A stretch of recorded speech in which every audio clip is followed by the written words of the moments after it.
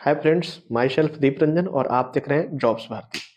आज के कड़ी में हम लोग पढ़ने वाले हैं मोहम्मद गोरी के बारे में। लेकिन इससे पहले हम आपको बता दें कि हाथियों के वेट और हमारे कंसेप्ट कभी कम नहीं होते हैं, इसलिए ध्यान से बने रहें और देखिए कितना मजा आता है। मेरा कोई भी वीडियो हिस्ट्री का तो समझ लीजिए कि हम केमिस्ट्री निकाल देते हैं, ठीक है। तो आपको बस यूं बैठे बैठे यहीं पर सब चीज कंसेप्ट क्लियर होने वाला है, ठीक है। सो ध्यान से बस देखते चलिए। और बात करते हैं, इससे पहले हम लोग थोड़ा सा इससे पीछे वाले क्लास की बात कर लेते हैं। मोहम्मद गोरी। अब पहले हम लोग पढ़े हुए थे गजनी के बारे में। किसके बारे में पढ़े हुए थे? गजनी के बारे में। गजनी के बारे में गजनी के बारे में हम लोग सबसे इंपॉर्टेंट चीज क्या पढ़े हुए थे? तो 1025 का अटैक, जो कि कहाँ हुआ था? सोमनाथ पर। कहाँ हुआ था? सोमनाथ। सोमनाथ मंदिर 12 ज्योतिर्लिंग है, उसमें से एक ये है सोमनाथ मंदिर, ठीक है। ये कहाँ है? तो सौराष्ट्र में है। थोड़ा सा रिकैप करते रहे पिछला वाला। सौराष्ट्र। सौराष्ट्र को महाराष्ट्र से याद रखिएगा। अगर महाराष्ट्र याद रख रहे हैं, ये अपने माइंड में अगर ये करके चल रहे हैं कि सौराष्ट्र महाराष्ट्र में तो लग रहा है, ठीक है, तो ये अगर कंसेप्ट लेकर चल रहे हैं कि महाराष्ट्र, तो आपको सीधे याद रहेगा कि सौराष्ट्र महाराष्ट्र, और महाराष्ट्र के जस्ट बगल में क्या है? गुजरात। गुजरात, ठीक है, गुजरात महाराष्ट्र, और इसका जस्ट ऊपर क्या है? गुजरात है।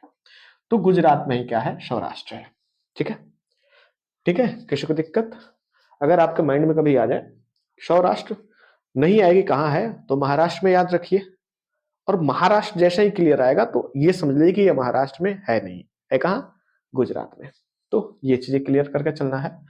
इसके बारे में और कुछ था क्या? तो 50,000 इसमें लोग मारे गए थे केवल इस अटैक में। सोचिए, सोमनाथ मंदिर जब गजनी लूटा था तो उस समय 50,000 लोग मारे गए थे, ठीक है। और एक चीज और बता दें, मथुरा, इस अटैक में लगभग 1,000, केवल वहां से केवल 1,000 मंदिरों को इन्होंने तोड़ा था, लूटा था, विध्वंस भी किया था। और इस वजह से गजनी को मूर्ति भंजक भी कहते हैं। ये सभी चीजें हम लोगों ने पढ़ लिया था, ठीक है। तो बढ़ते हैं आगे मोहम्मद गोरी के बारे में। और मोहम्मद गोरी जैसे कि गजनी का भी आप लोग स्टाइल देखे थे, 998 में शासक बना और ठीक 2 साल बाद अटैक कर दिया था भारत पर। कब? 1,000 पर। कब? 1,000 ईस्वी में। सेम कुछ यही हाल हो रहा है किसका? मोहम्मद गोरी का।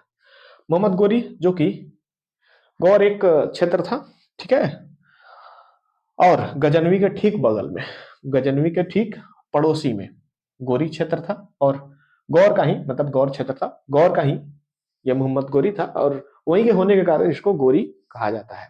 ऐसा कुछ नहीं है कि ये गोरी मतलब कोई लेडीज है, ये मत समझ लीजिएगा, ठीक है। ऐसा कोई गोरी नहीं है, ये एक पुरुष था और गौर क्षेत्र से होने के कारण इसको गोरी कहा जाता था। दूसरी चीज आपको बता दें कि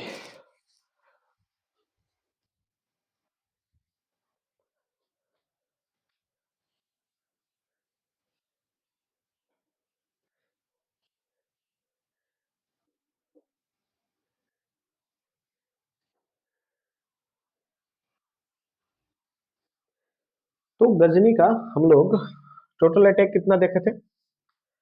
ये 1,000 से लेकर के और 1,027 तक टोटल 17 आक्रमण किया था। और 1,030 में ये खत्म हो जाता है। इसके बाद छिटपुट छोटे छोटे लोग आते हैं, ठीक है, लेकिन उनका कोई इंपॉर्टेंस नहीं है। मोहम्मद गोरी, ठीक है, जो कि मोहम्मद गोरी 1173 में क्या करता है? शासक बनता है। कब बनता है? 1173 में। और ठीक नेक्स्ट ईयर, यानी नेक्स्ट ईयर बोल रहे हैं, जस्ट ये कि किसके तरह? गजनी की तरह। गजनी को क्यों लेकर आए हैं? क्योंकि कुछ कुछ कहानी इससे मिलता है।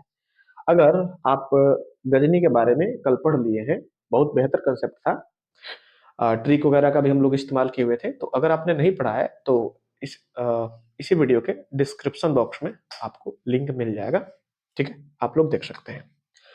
तो क्या होता है कि ये 73 में, जैसे कि ये 98 में बना था, और ठीक 2 साल बाद 1,000 मतलब 998 में 1,000 ईस्वी में क्या किया था? अटैक किया था भारत पर। ये भी क्या हो रहा है कि 73 में बन रहा है और 1175 ईस्वी में क्या कर रहा है कि अटैक करता है भारत पर। कहाँ अटैक करता है? भारत पर अटैक करता है। और भारत का क्षेत्र कौन सा होता है? तो मुल्तान होता है। मुल्तान होता है। आपको याद होगा कि ये पेशावर के पास जाता है, ठीक है, और ये कहाँ आ रहा है? मुल्तान के पास। दोनों शब्द लगभग समान है, एक पेशाब करने एक मुतने जा रहा है, ठीक है। तो दोनों का फर्स्ट अटैक तो आप पहले वाले से बाई वन गेट वन आपका फ्री हो गया। मतलब अगर आपने एक याद कर लिया तो दूसरा तो ऑटोमेटिक आपको मिल गया। 1175 में ये मुल्तान पर अटैक करता है और उस क्षेत्र को ये जीत जाता है। मतलब कुल मिलाकर बोले तो वहां पर ये विजयी होता है। क्या होता है? विजयी होता है। सब चीज का ट्रिक मिल जाएगा, कुछ भी आपको याद करने की जरूरत नहीं है, चिंता आप मत कीजिए, बस यहाँ पर बने रहिए और ध्यान से देखते रहिए। ध्यान से देखिएगा तो यहीं पर आपको आधा चीजें याद हो जाएंगी, ठीक है। अब 75 के बाद ये क्या करता है कि 78 में, कब? 78 में, ठीक 1178 में ये चला जाता है और अटैक कर देता है कहाँ? पाटन क्षेत्र पर। कहाँ? पाटन। पाटन कहाँ है? तो गुजरात में है। कहाँ है? गुजरात में है। और यहाँ के शासक कौन थे? भीम द्वितीय थे। भीम द्वितीय। अब बताइए, चलिए भीम से एक चीज और याद आया, गजनी जो अटैक किया था ना सोमेश्वर नाथ पर, सोमेश्वर नाथ मंदिर पर, जो कि कहाँ है? सौराष्ट्र में है। यहां पर भीम प्रथम थे। कौन थे? भीम प्रथम थे। और यहां पर कौन है? यहां पर भीम द्वितीय है। अब भीम भीम द्वितीय से ये जीतेगा वो? खुद नाम में भीम है, ठीक है। भीम मारते हैं, कहते हैं हट कहाँ आ गया रे तुम। तो 1179 में यानी कि नेक्स्ट ईयर पाटन पर जब अटैक करता है, जो कि गुजरात में है, भीम द्वितीय से, और यहां पर ये हार जाता है। क्या होता है? हार जाता है। किसी को दिक्कत? यहां पर ये हार जाता है। और कुल मिलाकर बोले तो ये भारत में इसका पहला हार था, भारत में प्रथम पराजय। कौन सा पराजय था ये? प्रथम पराजय था। 1179 में, अब देखिए 1179 में कहा जाएगा याद रखिएगा। जैसे ही 1178 में पाटन में आता है, भीम द्वितीय यहां से मारते हैं, बहुत बुरी तरह से इसको पराजित करते हैं और मार पीट के भगा देते हैं, हटो, ठीक है। इतना ही नहीं, भीम प्रथम क्या करते हैं, इसके सेनाओं को बंदी बना लेते हैं। सेनाओं को बंदी बना लेते हैं। क्या करते हैं? सेनाओं को बंदी बना लेते हैं। अब तो यहां से ऐसा पिटाई देख के इसको लग जाता है पेशाब, और ये अगली बार पेशाब करने ही निकलता है पेशावर में। कहा जाता है? पेशावर में। पेशाब करने से कौन रोकेगा? इसलिए पेशावर में ये क्या होता है? विजयी होता है। क्या होता है? पेशावर में विजयी होता है। यहां पर इसको कोई समस्या नहीं हो रहा है, और ये पेशावर में क्या हो रहा है? विजयी हो जा रहा है, ठीक है। उसके बाद बात करते हैं 1185 में। 1185 में 1185 में क्या करता है? पेशावर करता है। पेशाब करने के बाद ना इसका चैन बंद नहीं होता है, तो सियालकोट में सिलवाने जाता है। कहा जाएगा? सियालकोट में सिलवाने जाता है। ये सब वर्तमान में पाकिस्तान में है, ठीक है। सियालकोट पर अटैक करता है, यहां भी विजयी होता है। तो कुल मिला के 1185 में सियालकोट जाता है। बात करें 1189 की, तो इस समय फिर ये क्या करता है? भटिंडा पर अटैक कर देता है। कहां कर देता है? भटिंडा पर। भटिंडा पर अटैक करता है। भटिंडा के बारे में दो चीजें समझ लीजिए। जब ये भटिंडा पर अटैक करता है तो उस समय लाहौर को सेंटर बनाया रहता है, मतलब अपने पूरा सेना का सेंटर वहीं पर बना के रखता है, लाहौर में। यानी कि कुल मिलाकर समझिए तो सत्ता का केंद्रीकरण इसका कहाँ था? लाहौर में। लाहौर को केंद्र बना के, लाहौर को केंद्र बनाते हुए और भटिंडा पर अटैक करता है, और भटिंडा को जीतने में सफल होता है। हालांकि भटिंडा रिलेटेड था किससे? पृथ्वीराज चौहान से। पृथ्वीराज चौहान से। ये किसके क्षेत्र में आता था? पृथ्वीराज चौहान। पृथ्वीराज चौहान तो इसी से हो जाते हैं गुस्सा, और 89 के बाद 90 तक तो कोई कुछ नहीं होता है, लेकिन सॉरी 1191 में इसका सबसे महत्वपूर्ण जो लड़ाई होता है 1191। कब? 1191 में, जिसको हम कहते हैं तराइन का प्रथम युद्ध। तराइन का प्रथम युद्ध, और ये पृथ्वीराज चौहान के क्षेत्र में होता है, और तराइन के प्रथम युद्ध का ये कारण बनता है। क्या होता है? कारण बनता है। मतलब एक बार अगर हम ऊपर से देख ले तो ठीक गजनी की तरह क्या होता है कि मोहम्मद गोरी भी ये 98 में शासक बनता है, और ये 73 में। अंतर यह है कि ये 998 में बनता है और ये 1173 में बनते हैं। ओके, दूसरी चीज ये है कि 73 में बनता है, ये भी 2 साल बाद अटैक करता है इंडिया पर, और ये भी अपने शासक बनने के 2 साल बाद यानी कि 75 में अटैक करता है। तो सबसे पहले ये पेशावर और ये मुल्तान, वो पेशाब करने और ये मूतने समझ रहे हैं ना, दोनों में देखिए कैसे सिमिलरिटी है। आपको बिल्कुल कुछ भी याद करने की जरूरत नहीं है। तो पहले मुल्तान पर करता है और यहाँ पर विजयी होता है। मुतने से कौन रोक सकता है, तो यहाँ भी विजयी होता है। पेशाब करने से भी कौन रोक सकता है, इसलिए पेशावर पर भी विजयी होता है। अब डर के कारण तो पेशाब करने चला जाता है ना, क्योंकि क्या भीम द्वितीय इतना मारे होते हैं और इतनी बुरी तरह से पराजित होता है कि पेशाब करने पेशावर में चला जाता है। तो कुल मिलाकर बात करें तो 75 में तो ये होता है, 3 साल बाद होता है ना 3 टिकट महाविकट। तो 75 में फर्स्ट अटैक करता है और 78 में सेकेंड अटैक करता है। ये दूसरा ही इसका अटैक होता है, बाकी इस बीच में अटैक नहीं किया रहता है।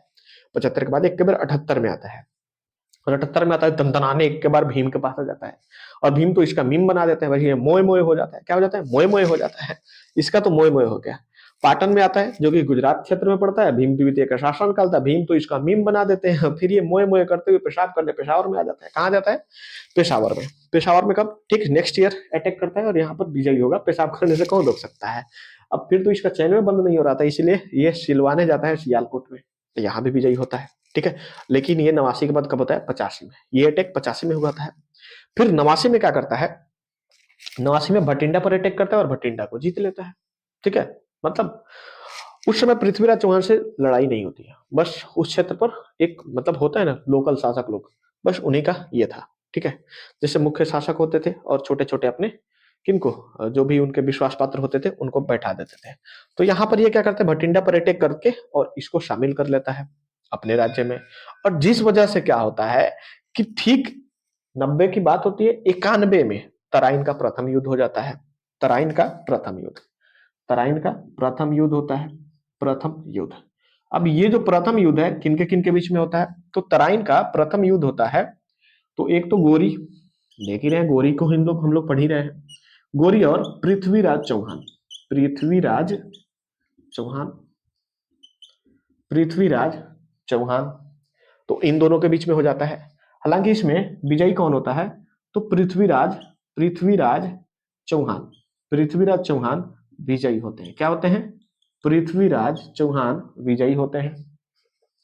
और बुरी तरह से ये पराजित होता है, मतलब बहुत बुरी तरह से। इसको इतना ना मतलब इतना इतना इसको इंसल्ट फील होता है कि ये क्या करता है, ज्यादा वेट भी नहीं करता है। 1192 में क्या करता है कि इनका कमजोरी पकड़ता है। और कमजोरी क्या था कि पृथ्वीराज चौहान का ना जयचंद से लगभग समझ लीजिए कि एक होता है ना कि कट्टर दुश्मनी, वो कट्टर दुश्मनी चल रहा था। कारण क्या था, बहुत जगहों पर यह मिलता है कि पृथ्वीराज चौहान इनके बेटी से मतलब प्रेम करते थे। किसके, जयचंद के, जयचंद के, जयचंद यहाँ पर लिखते रहे, जयचंद के बेटी से प्रेम करते थे पृथ्वीराज चौहान।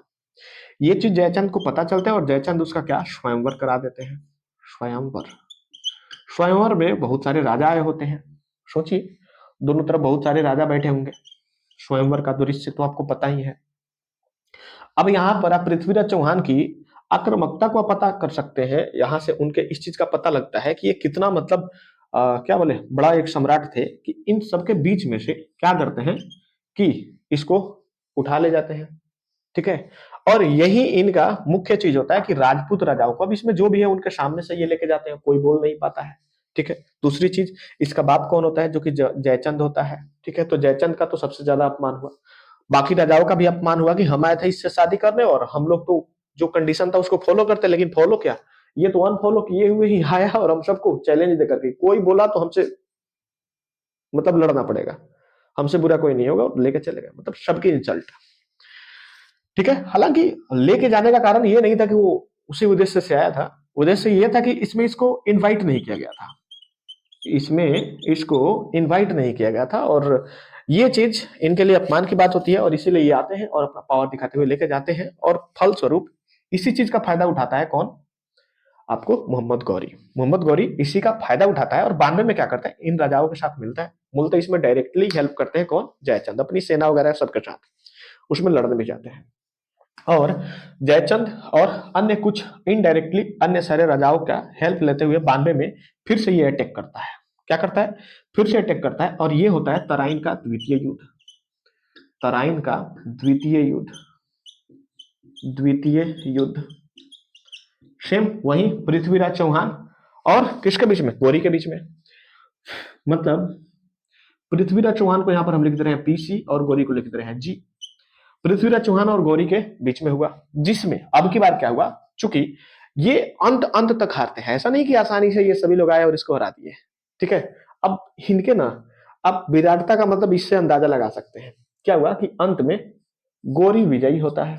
क्या होता है, गौरी विजयी होता है। अब यहीं से मौका मिलता है दिल्ली पर कब्जा करने का, क्योंकि उस समय दिल्ली पर किसका क्षेत्र था, किसका, तो पृथ्वीराज चौहान का था। और पृथ्वीराज चौहान को तो अभी ये लोग जीत लिए। देखिए यहां पर कैसे, ये आपसी द्वंद्वता के कारण हो रहा है, अन्यथा ये लोग पेशावर तक ही रह चुके होते, ठीक है, पेशावर मुल्तान इन्हीं क्षेत्र तक रह चुके होते। तो यहीं से इन्हें एक मौका मिलता है, कहां, दिल्ली सल्तनत पर जाने का, दिल्ली पर कब्जा करने का। अब देखिए ये कर लेते हैं। अब ये सभी लोग मिलकर के इसका हेल्प करके देखिए कैसे, अपने ही क्षेत्र में, अपने ही घर में इसको एक मौका दे दिए, ठीक है। उसके बाद जीतने के बाद इसे आसानी से दिल्ली पर बैठने भी देते हैं और विरोध भी नहीं करते हैं, ठीक है। कुल मिलाकर के होता ये है खैर ये लोग विरोध करने के लायक भी नहीं थे, हकीकत तो ये है, ठीक है। इन सभी चीजों को मिलाकर के पृथ्वीराज चौहान अकेला ही काफी था जो रोक सकता था, और इसको तो ये सभी लोग मिलकर के उसको क्लियर कर दिए। तो 1194 में, ठीक 2 साल बाद 94 में क्या होता है कि चंदावर का युद्ध होता है। अब चंदावर, चंदावर का युद्ध, अब ये किसके बीच में होगा, तो बस वही वही कौन, जयचंद। अब ये कहता है जब तुम अपने बिरादरी वालों का ना हुआ तो मेरा क्या होगा, एक दिन तो तुम, पता चलेगा हम पर भी अटैक कर देगा। चंदावर का युद्ध होता है, और इस चंदावर के युद्ध में क्या होता है, चंदावर के युद्ध में क्या होता है, ये पृथ्वीराज चौहान और जयचंद के बीच में होता है, जयचंद के बीच में, मालूम ही है, पृथ्वीराज चौहान, सॉरी गोरी, पृथ्वीराज चौहान तो गया, गोरी। अब गोरी क्या होगा, यहां पर विजयी होगा, जी जो होता है विजयी होगा। जो इसको मतलब घुटने टेका सकता था वो तो है नहीं, अब ये लोग के बस की बात ये रही नहीं है, ठीक है। और इस प्रकार 94 में चंदावर के युद्ध में इनका भी काम खत्म हो जाता है, ठीक है। अब कुल मिला के बात बोले तो इसका अंतिम युद्ध होता है 1205 में। अंतिम युद्ध कब होता है, 1205 में होता है। और ये क्या होता है, तो खोखर कुछ जातियां थी, खोखर, खोखर एक जाति था, खोखर जातियों से होता है। हालांकि ये इस आंदोलन को जीतने में सफल होता है, दबाव उबा देता है, लेकिन अब ये इसका लास्ट है और 1206 में ये रिटर्न होगा। क्या होगा, 1206 में, सॉरी यहां पर लिखते रहे हैं, 1206 में ये क्या करता है, जब रिटर्न हो रहा था, मतलब जा रहा था यहां से, रिटर्न हो रहा था, ठीक है ना। तो सिंध क्षेत्र में, कहा, सिंध क्षेत्र में, सिंध के पास, सिंध, सिंधु नदी मतलब पड़े ना, तो सिंधु नदी के पास एक क्षेत्र था दमयक, पास दमयक, दमयक, दमयक नामक स्थान पर कुछ लुटेरे थे। और देखिए लुटेरों ने, लुटेरों के द्वारा हत्या, वहां पर झड़प होती है और ये लोग उसको क्या करते हैं, मार देते हैं। तो कुल मिलाकर के यहीं पर मोहम्मद गोरी क्या हो जाता है, मर जाता है, ठीक है। और मरने के बाद क्या करता है कि इसके 3 वहां पर ना, 3 इसके यहां पर लिख दे रहे हैं, इसके 3 गुलाम थे। देखिए ये मतलब अस्थाई वहां पर कोई अपना मतलब होता है ना कि अस्थाई किसी वंश का स्थापना कर देना या फिर उस राज्य पर अपना शासन चलाना, तो ऐसा ये कुछ करता नहीं, अपने गुलामों के लिए छोड़ देता है, क्योंकि इसके पास कोई अच्छा मतलब उत्तराधिकारी भी नहीं था। तो इसके 3 गुलाम होते हैं। कितने गुलाम होते हैं, 3 गुलाम होते हैं। एक तो होता है यलदोज, यलदोज, दूसरा होता है कुबाचा, ये मिट नहीं ना रहा है, कुबाचा, क्योंकि आप लोग को भी स्क्रीनशॉट भी लेना है। तीसरा होता है कुतुबुद्दीन। अब ध्यान समझिएगा, ये हलदोज को तो जमीदोज कर दिया जाता है, ये खत्म हो जाते हैं। कुबाचा को चाचा बना के खत्म कर दिया जाता है। और कुतुबुद्दीन, कुत्ता तो जानते हैं ना, कभी भूकंप भूकंप है ना तो कुतवा सबको पहले पता चल जाता है, और इसीलिए कुतुबुद्दीन क्या होता है, पास हो जाता है, मतलब कि अपना सत्ता प्राप्त करने में सक्सेस होता है। और कुल मिलाकर के यही से आपको गुलाम वंश चालू होगा, क्योंकि ये लोग क्या गुलाम है ना, और ये लोग अपना यहाँ से एक वंश लेके चलते हैं। तो कुल मिलाकर के ये 3 वंशों को छोड़ करके यहाँ पर गया था, यल्दोज, कुबाचा और कुतुबुद्दीन। ठीक है, 3 चीजों को ये लेकर के चला था, जिसमें से आगे क्या करेगा, इस शासन को आगे कौन बढ़ाएगा, कुतुबुद्दीन बढ़ाएगा। तो कल के वीडियो में हम लोग कुतुबुद्दीन देखेंगे, लेकिन एक बार अब थोड़ा सा ट्रिक देख लीजिए। बात है अंतिम ट्रिक की। ठीक है, 1 मिनट। तो ट्रिक की बात है, तो देखिए अब थोड़ा सा पहले स्क्रीनशॉट ले लीजिए, तो क्योंकि इसमें थोड़ा सा हम इधर उधर करेंगे। स्क्रीनशॉट ले लीजिए। ठीक है, चलिए देखते हैं, बात करते हैं। सोमेश्वर वाला तो समझ गए, महाराष्ट्र, सौराष्ट्र। ठीक है, अगर ये भी आपके माइंड में हो जाए कि सौराष्ट्र महाराष्ट्र में, तो बस बगल वाला ले लीजिए, क्या, गुजरात। सौराष्ट्र महाराष्ट्र एक जैसे वर्ड लगते हैं ना, लगता है उसी में है। ठीक है, चलिए देखिएगा, होता ये है, ये हो गया अब आपको क्लियरली क्या हो गया, गौरी के बारे में, मोहम्मद गौरी, मोहम्मद गौरी। अब चलिए ध्यान समझिएगा, मोहम्मद गौरी 1173 में आता है। 2 साल बाद, आप लोग भी रिपीट करेंगे, 2 साल बाद यानी कि 75 में पहला अटैक करता है। अब जहां गजनी पेशाब करने आया था, ये बुतने आता है, तो कहां, मुल्तान पर विजयी होता है। दूसरी बार गलती कर देता है, 1178 में पाटन पर आ जाता है। पाटन पर अटैक करता है, जो कि गुजरात में है, और पाटन में होते हैं कौन, भीम द्वितीय। और भीम इसको इतना पिटाई करते हैं, इसके सेनाओं को बंदी उंदी बना लेते हैं, इसको लग जाता है पेशाब, पेशावर में आ जाता है। नेक्स्ट ईयर 78 के बाद 79 में पेशावर में चला जाता है। पेशाब करने से रोक सकता है, कर लो। ठीक है, पेशावर जीत जाता है, चैन में बंद नहीं होता है। सिलवाना है ना, सियालकोट में जाएगा। कहाँ जाएगा, सियालकोट में, 85 में सियालकोट जाता है। और क्या करता है कि 4 साल बाद भटिंडा पर अटैक करता है, और भटिंडा को क्या करता है, उसके कुछ क्षेत्रों को जीत लेता है। ठीक है, अपने मिला लेता है। ये चीज पृथ्वीराज चौहान को ठीक लगती नहीं है, और यही तराइन के प्रथम युद्ध का कारण होता है, और अटैक होता है दोनों के बीच में। तो पृथ्वीराज चौहान बहुत बुरी तरह से इसको हराते हैं, और बहुत मतलब इसका अपमान करते हैं। और अब अपमान करते क्या, अब इतना सब जीतते आए, और मतलब अपने यहाँ का इतना मतलब एक नामजद व्यक्ति है, और यहाँ पर आकर बुरी तरह से हार जाए, तो ये खुद इसके लिए शर्म की बात है, अपमान की बात है।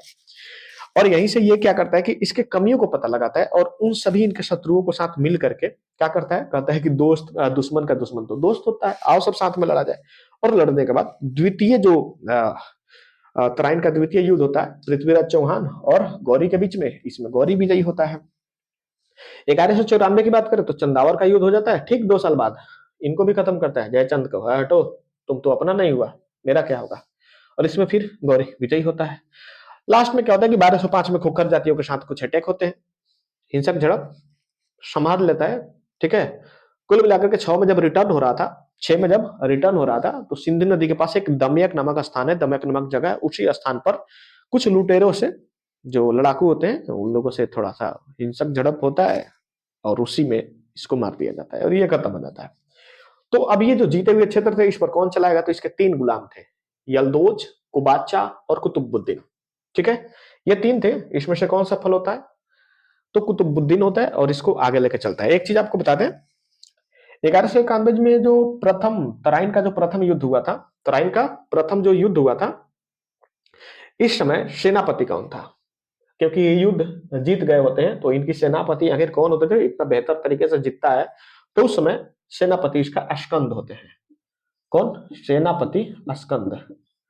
उस समय सेनापति कौन था, तो सेनापति थे अस्कंद थे। ये भी चीज ऐड कर लीजिएगा, स्क्रीनशॉट ले लीजिएगा। तो कुल मिलाकर के अगर वीडियो आपको अच्छा लगा, तो सबसे पहले सभी के सभी लोग ईमानदारी से, क्योंकि हम भी बड़ा ईमानदारी से सभी कंटेंट क्लियर करके आपको बताते हैं, एक अच्छा सा कंसेप्ट लेके आते हैं, ताकि आपको अच्छे से समझ में आ सके। ठीक है, तो इस चीज को आप लोग क्या करें कि मतलब सभी लोग कम से कम शेयर कीजिए, जो भी है उनके पास शेयर कीजिए, जो ग्रुप है जो भी है, वीडियो को लाइक कीजिए और कमेंट जरूर कीजिए। और एक चीज और, कल की क्लास में हम लोग क्या पढ़ने वाले हैं, तो कल के क्लास में हम लोग पढ़ेंगे कुतुबुद्दीन के बारे में। किसके बारे में पढ़ेंगे, कुतुबुद्दीन। और कल का क्लास थोड़ा सा लंबा हो सकता है, क्योंकि कुतुबुद्दीन वाला थोड़ा सा लंबा चलेगा। ठीक है, गुलाम वंश हम लोग जब पढ़ेंगे तो थोड़ा सा लंबा चलेगा।